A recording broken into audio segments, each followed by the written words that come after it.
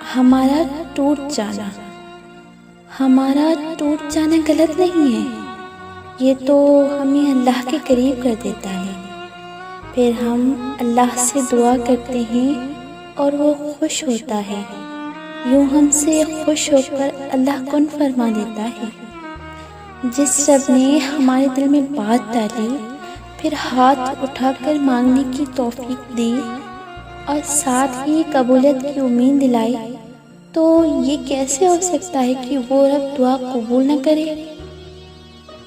جب ایک دروازہ بند ہوتا ہے تو دوسرا کھل جاتا ہے، دوسرا بند ہوتا ہے تو تیسرا کھل جاتا ہے، اور جب سارے دروازے بند ہو جاتے ہیں تو اللہ کے فضل کا دروازہ کھل جاتا ہے جو کبھی بند نہیں ہوتا۔